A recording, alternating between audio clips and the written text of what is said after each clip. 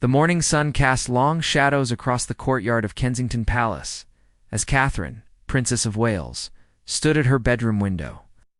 Her hands trembled slightly as she held the official letter that had arrived just hours before. The royal seal seemed to mock her as she read the words again, each sentence cutting deeper than the last. Prince William would be leaving for a 6-month diplomatic mission to Australia and New Zealand. And this time, she wouldn't be accompanying him.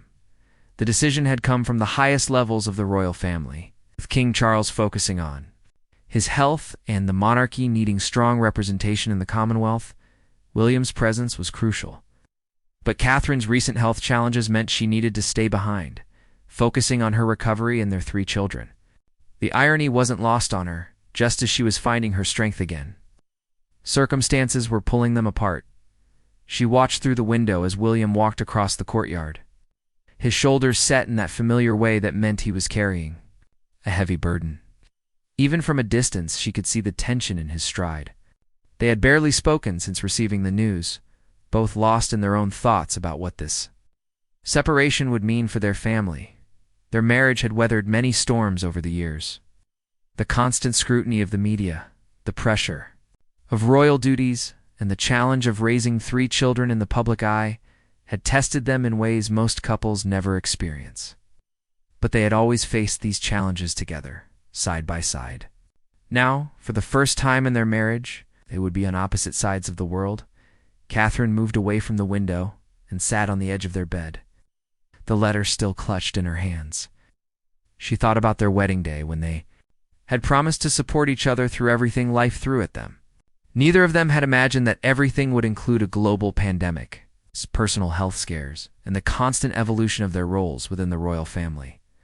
The sound of footsteps in the hallway made her look up. William appeared. In the doorway, his expression unreadable. For a moment, they simply looked at each other, both knowing that this conversation would change everything. The silence stretched between them, filled with years of shared experiences and unspoken understanding. "We need to talk," William said finally, his voice barely above a whisper. Catherine nodded, though she wasn't sure she was ready for what they needed to discuss. The weight of duty had always been present in their lives, but now it felt like it was crushing them both. As William closed the door behind him, Catherine realized that this moment would define not just their immediate future, but the very foundation of their relationship. They had built their marriage on partnership and mutual support, but now they would have to learn how to love each other from a distance, how to maintain their connection across continents. The letter fell from her hands as William sat beside her, and for the first time since receiving the news, they began to face the reality of what lay ahead. Their silent goodbye was beginning, even though he hadn't left yet. The hardest part wasn't going to be the physical separation. It was going to be learning how to be apart while still being together in all the ways that mattered. Outside, the world continued its normal rhythm, unaware that inside the palace walls, 2 people who had become symbols of enduring love were about to embark on the most challenging chapter of their relationship. The next few months would test everything they thought they knew about their marriage, their duty, and themselves. The conversation that followed was unlike any they had ever had. William sat on the edge of their bed, his hands clasped tightly together as he stared at the floor. Catherine could see the conflict playing out across his face. The dutiful prince, warring with the devoted husband and father. She had seen this internal struggle before, but never quite like this. "I tried to find another way," William said, his voice thick with emotion. "I spoke to my father, to the advisors, to anyone who would listen. But they're right, Catherine. The Commonwealth needs stability right now, and I'm the only one who can provide it." His words carried the weight of generations of royal duty, but also the pain of a man who didn't want to leave his family. Catherine reached out and took his hand. Feeling the familiar calluses from his years of military service and polo playing, "I know you did," she whispered. "I know you would never choose this if there was another option." But even as she spoke the words, she felt a part of her heart breaking. Understanding the necessity didn't make it hurt any less. They talked through the night, planning video calls and letters, discussing how to explain the situation to George, Charlotte, and Louis. The children were still young enough that 6 months would feel like an eternity to them. How do you explain to a child that daddy has to go away for work, when that work involves being a prince in a fairy tale that sometimes felt more like a nightmare? As dawn broke, they made their way to the children's rooms. George, now old enough to understand the complexities of royal life, took the news with a maturity that broke Catherine's heart. Charlotte cried and asked if she could come too, while Louis, still so young, simply asked when Daddy would be back for their next bedtime story. The following weeks passed in a blur of preparation. Official briefings, wardrobe fittings, and countless meetings filled William's days. While Catherine focused on creating stability for their children, she threw herself into her royal duties, knowing that staying busy was the only way to keep her emotions in check. But it was the quiet moments that were the hardest. The mornings, when they would normally share coffee and read through their schedules together. The evenings, when they would debrief about their day, sharing the small victories and frustrations that made up their lives. These routine moments, which they had perhaps taken for granted, now felt precious and numbered. Catherine found herself memorizing everything: the way William's face looked when he was deep in thought, the sound of his laugh when the children did something silly, the feeling of his hand in hers as they walked through the palace gardens. She was storing up these memories like treasures, knowing she would need them during the long months ahead. The palace staff, usually so professional and discreet, couldn't help but notice the change in atmosphere. The easy banter between the couple had been replaced by meaningful looks and gentle touches. Even their public appearances carried a different energy, more tender, more precious, as if they were aware that each moment together was a gift. One evening, as they sat in their private sitting room after putting the children to bed, Catherine looked across at William and realized how much they had both changed since that first letter arrived. The shock and sadness had evolved into something deeper, a recognition of how much they meant to each other and how their love would need to adapt to survive this challenge. "We're going to be okay," William said suddenly, as if reading her thoughts. "We've been through worse than this." Catherine Nodded, though she wasn't entirely sure she believed him. They had indeed faced challenges before, but they had always faced them together. This would be different, and they both knew it, as they prepared for bed that night. Moving through their familiar routine, Catherine couldn't shake the feeling that they were rehearsing for goodbye, even though William wouldn't leave for another 2 weeks. The silent goodbye wasn't just going to be a single moment, it was going to be a series of small surrenders, each one preparing them for the larger separation to come. The final week before William's departure brought an unexpected intensity to their relationship. Every conversation felt important. Every shared meal carried extra weight. They found themselves staying up later talking about everything and nothing. As if they could store up enough words to last the months ahead, Catherine discovered that she was seeing William with new eyes. The man she had married, lived with, and raised children with for over a decade suddenly seemed both completely familiar and surprisingly mysterious. She noticed things she had somehow missed before: the way he unconsciously hummed when he was content, how he always checked on the children one more time before coming to bed, the particular way he held his teacup that was exactly like his father during their last official engagement together, a charity gala for one of Catherine's patronages. The cameras caught what royal watchers would later describe as electric chemistry between the couple. But those who knew them well saw something deeper, to people who were hyper-aware of each other's presence, storing up every glance, every touch, every shared smile. The children sensed the change in their parents too.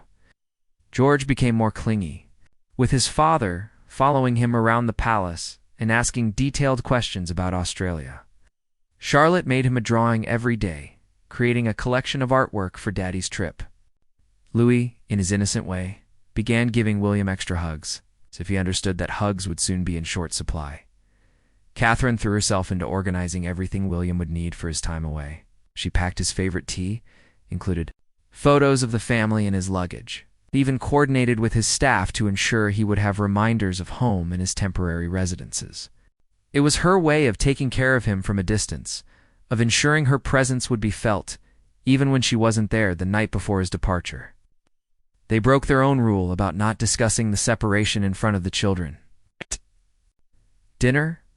They talked openly about video calls, time differences, and the special postcards Daddy would send from each place he visited.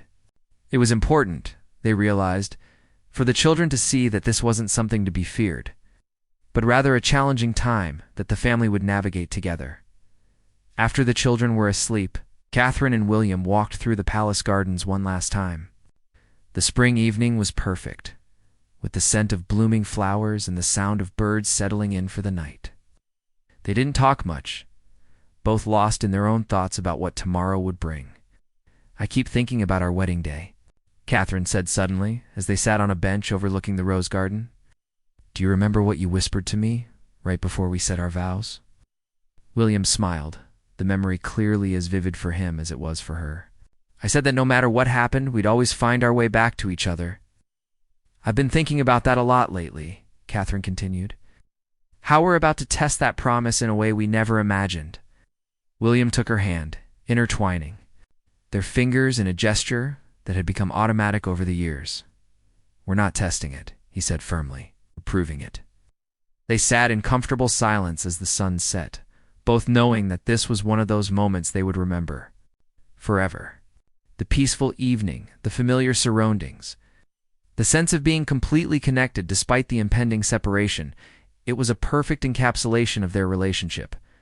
That night, they lay in bed talking until the early hours of the morning, covering topics they had never fully explored before. Their dreams for the future, their fears about the present, their gratitude for the life they had built together. It was as if they were giving each other a complete picture of who they were in that moment, a reference point to hold on to during the months ahead. When Catherine finally fell asleep, William stayed awake watching her, committing every detail to memory. The way she breathed, the peaceful expression on her face, the way her hands stayed curled around his even in sleep. He was trying to memorize the feeling of her beside him, knowing that tomorrow night he would be sleeping alone in a bed thousands of miles away. As dawn approached, they both knew that their time for preparation was over. The silent goodbye was about to become very real, and neither of them felt ready for what was coming next. The morning of William's departure arrived with typical British unpredictability. Gray skies and drizzle that seemed to match the family's mood. Catherine woke before her alarm, finding William already dressed and standing at the window, watching. The rain streaked down the glass. He turned when he heard her stir, and the look that passed between them contained everything they couldn't say out loud. The children were unusually quiet at breakfast, picking at their food while stealing glances at their father. Even Louis seemed to understand that something significant was happening. Catherine forced herself to maintain normal routines, discussing the day's plans and weekend activities. But her voice carried a brittleness that hadn't been there before. William's departure was scheduled for mid-morning, after the children had left for school. This had been a deliberate choice. They wanted the goodbye to be private, family only, without the pressure of cameras or crowds. But as the time approached, Catherine began to question whether they had made the right decision. Perhaps having the distraction of public duty would have made this easier. The royal protection officers arrived early, conducting their security checks with professional efficiency. Their presence made the departure feel official and final in a way that the previous weeks of preparation hadn't. Catherine watched them work, feeling like she was observing the mechanics of separation being put into place. When it was time to leave for the airport, the family gathered in the entrance hall of Kensington Palace. The children had returned from school early, and their excited chatter about Daddy's adventure couldn't quite mask the underlying tension. George stood close to his father, trying to act grown-up, while Charlotte held tightly to William's hand. Louis, oblivious to the weight of the moment, showed his father a toy airplane, asking if Daddy's plane would be the same color. The goodbye with the children was heartbreaking in its sweetness. William knelt down to their level, speaking quietly to each one, making promises about phone calls and postcards. He gave each child a special hug, whispering something private in their ears that made them giggle despite their tears. Catherine watched from a few steps away, her heart breaking as she saw her husband trying to be strong for their children while clearly struggling himself. Then it was just the two of them. The children had been taken to another room by their nanny, and the staff had discreetly withdrawn. In the sudden quiet of the entrance hall, Catherine and William faced each other with the weight of 6 months stretching between them. "This is harder than I thought it would be," William admitted, his voice barely above a whisper. Catherine nodded, not trusting herself to speak. They had said everything they needed to say over the past weeks, but now, in this final moment, words seemed inadequate. They held each other for a long time, memorizing the feeling of being together. Catherine breathed in the familiar scent of William's cologne, felt the steady rhythm of his heartbeat, tried to imprint every detail of this embrace in her memory. William held her tighter than usual, as if he could somehow take her warmth with him on the journey ahead. "I love you," he said, the words carrying all the emotion of their years together. "I love you too," Catherine replied, her voice muffled against his shoulder. "Come back to me," she added, though they both knew he would. The question wasn't whether he would return, but what they would both be like when he did. The sound of car engines outside broke their embrace. William's departure convoy was ready, and duty was calling. They walked to the door together, their hands intertwined, neither wanting to be the first to let go. At the threshold, William turned back for one last look at the home they had built together. The life they were temporarily leaving behind. Catherine stood in the doorway, watching as William's car disappeared through the palace gates. The rain had stopped, and weak sunlight was beginning to break through the clouds. She stayed there until the sound of the engines faded completely, until there was nothing left but the normal sounds of London continuing its daily rhythm. When she finally closed the door and turned around, the palace felt different, emptier. The children's voices echoed from upstairs, but there was a stillness in the air that hadn't been there before. Catherine leaned against the closed door and allowed herself, for the first time since receiving that letter weeks ago, to truly feel the full weight of what had just happened. Their silent goodbye was complete, but the real challenge was just beginning. They would have to learn how to maintain their connection across continents, how to support each other through screens and phone calls, how to keep their love alive in the space between words. The hardest part wasn't the goodbye itself, it was everything that came after. The first few weeks after William's departure were the hardest Catherine had ever experienced. The palace, which had always felt like a bustling family home, now seemed too quiet and too large. The children's routines helped provide structure, but the evenings were the most difficult. After years of sharing the bedtime duties, Catherine found herself exhausted by the time. She had gotten all 3 children settled for the night. William's first video call came at an awkward hour due to the time difference. With Catherine barely awake at 6 a.m. while he was having his evening meal in Sydney, seeing his face on the screen was both comforting and heartbreaking. He looked tired, and she could see the loneliness in his eyes despite his attempts to sound cheerful for the children's benefit. "How are you really?" Catherine asked after the children had said their goodnights and skipped away to brush their teeth. William's composed expression faltered for just a moment. "I miss you," he said simply. "I miss everything about home. The way the house smells, the sound of the children arguing over breakfast, even the way you steal the covers at night." Catherine smiled despite her sadness. "I miss having someone to steal covers from," she replied. They talked for another hour, sharing the mundane details of their days that had always been the foundation of their relationship. William told her about his official engagements, the people he'd met, the challenges of representing the monarchy so far from home. Catherine updated him on the children's school activities, her own royal duties, and the small household dramas that seemed less important now, but somehow more precious. As the weeks passed, they developed new rhythms. Daily video calls became sacred time, scheduled around both their commitments and the tyranny of time zones. William would often call during his morning, which was Catherine's evening, creating a routine where he could read bedtime stories too. The children, despite being thousands of miles away, would gather around Catherine's phone, fighting over who got to be closest to the screen, their faces lighting up when they saw their father. Catherine found herself becoming more independent in ways she hadn't expected. Own decisions that she would normally discuss with William now fell solely to her. She discovered reserves of strength she didn't know she had, managing the household, the children, and her royal duties with a competence that surprised even her. But independence came with its own challenges, the weight of being the sole decision-maker, the loneliness of not having her partner to share both the burdens and the joys. The public began to notice the change in Catherine. Her appearances at royal events carried a different energy, more focused, more serious, but also more vulnerable.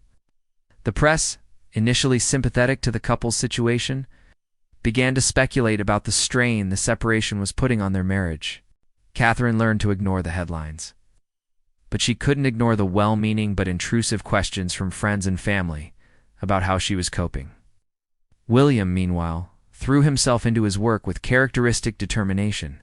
His schedule in Australia and New Zealand was packed with official engagements, charitable visits, and diplomatic meetings.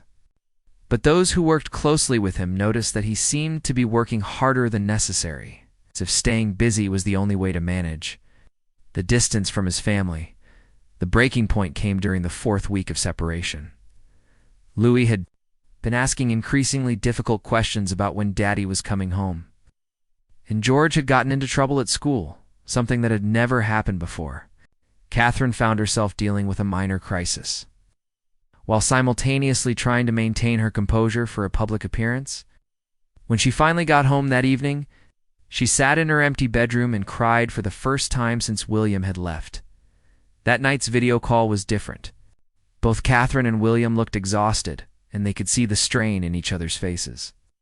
"I don't know if I can do this for 6 months," Catherine admitted, her voice breaking. "I feel like I'm failing at everything as a mother, as a wife, as a representative of the family." William's response was immediate and fierce. "You are not failing," he said firmly. "You are doing something incredibly difficult, and you're doing it beautifully. I see how hard you're working, how well you're taking care of our children, how gracefully you're handling everything. I'm proud of you, Catherine. I'm proud of us." They talked through the night, facing honestly for the first time how much harder this separation was than either of them had anticipated. They weren't just missing each other, they were having to reinvent their relationship, to find new ways to support each other, to maintain intimacy across impossible distances. But something shifted during that conversation. They began to understand that this challenge, as difficult as it was also teaching them something important about their marriage. They were learning that their love wasn't just about proximity and shared daily routines. It was about choice, commitment, and the willingness to fight for each other, even when it was hard. By the end of the call, they had made a pact. They would stop trying to minimize the difficulty of their situation, and instead acknowledge it fully. They would ask for help when they needed it, be honest about their struggles, remember that this separation was temporary, but their love was permanent. The final month of William's tour brought an unexpected transformation in their relationship. What had begun as a painful separation had evolved into something deeper and more intentional. They had learned to love each other in new ways, to communicate with greater honesty, and to appreciate what they had built together. Catherine had found her rhythm as a single parent and solo representative of the royal family. The confidence she had gained surprised everyone, including herself. She had handled several challenging situations with grace, from managing a minor scandal involving one of their patronages to dealing with George's temporary behavioral issues at school. The staff at Kensington Palace marveled at her competence and calm leadership. William, meanwhile, had thrown himself into his diplomatic work with renewed energy. His tour had been remarkably successful, strengthening relationships with Commonwealth nations and raising the profile of several important causes. But more importantly, he had gained a new perspective on his role within the monarchy and his relationship with Catherine. The distance had shown him how much he relied on her judgment, her emotional intelligence, her unwavering support. Their daily video calls had become the highlight of both their days. They had developed a shorthand, a way of communicating, that was both efficient and intimate. William could tell from Catherine's tone in the first few seconds of a call how her day had gone. Catherine could read William's stress levels in the way he held his shoulders, even on a small screen. They had learned to parent together from opposite sides of the world, making decisions about the children's activities, school issues, and behavioral challenges as a team despite the distance. The children had adapted better than anyone expected. They had grown closer to their mother, developing individual relationships with her that were different from their relationships with both parents together. George had become more protective, helping with Louis and taking on small responsibilities around the house. Charlotte had appointed herself as the family's official correspondent, writing daily letters to her father that Catherine would read aloud during video calls. Louis had created an elaborate fantasy in which Daddy was on a secret mission and would return with special powers. As William's return date approached, Catherine found herself feeling unexpectedly nervous. They had both changed during their time apart, grown in ways that neither had anticipated. Would they still fit together the way they had before? Would the intimacy they had built through screens and phone calls translate back to real life? The night before William's return, Catherine couldn't sleep. She walked through the palace, checking on the children, making sure everything was perfect for his homecoming. She had planned a simple family dinner, nothing elaborate, just the four of them reconnecting in the privacy of their own home. But as she moved through the rooms they had shared, she felt like she was preparing for a first date with her own husband. William's flight landed at Heathrow early in the morning, but he went straight to his first official engagement at debrief. With his father and senior members of the royal household, the reunion would have to wait until evening, a cruel reminder that duty would always be a part of their lives. Catherine spent the day with the children, their excitement building as the hours passed. They had made welcome home signs and had been practicing the songs they wanted to sing for their father. Catherine could see her own nervousness reflected in their energy. They were all a little worried about whether Daddy would be exactly the same as when he left. When William finally walked through the door of Kensington Palace that evening, the reunion was everything and nothing like Catherine had imagined. The children rushed to him, and he scooped them up in a group hug that left everyone laughing and crying at the same time. But when the chaos settled and it was just Catherine and William looking at each other across the entrance hall, there was a moment of hesitation. "Hi," William said, as if they were meeting for the first time. "Hi," Catherine replied, suddenly shy. They moved toward each other slowly, and when they finally embraced, it felt like coming home and meeting someone new all at the same time. That night, after the children were asleep and they were alone in their bedroom, they talked until dawn. They shared everything they had learned about themselves during their time apart, the ways they had grown, the things they had discovered about their relationship. The separation had been painful, but it had also been transformative. "I think we needed this," William said as they lay in bed, Catherine's head on his chest, listening to the heartbeat she had missed so much. "I think we needed to learn that our love is strong enough to survive anything, even distance, even time, even the weight of all our responsibilities." Catherine lifted her head to look at him. "I used to think that being apart would make us weaker," she said, "but I think it made us stronger. We chose each other every single day, even when it was hard, even when we were tired and lonely and frustrated." As the sun rose over London, they finally fell asleep in each other's arms, knowing that they had survived their greatest challenge yet. The silent goodbye that had begun months ago with a letter and a difficult decision had ended with a deeper understanding of what it meant to love someone completely. Their story wasn't over. It was just beginning a new chapter, one where they knew without a doubt that their love could survive anything life might throw at them. The goodbye had been heartbreaking, but the reunion was proof that some connections are too strong to be broken by distance, time, or duty.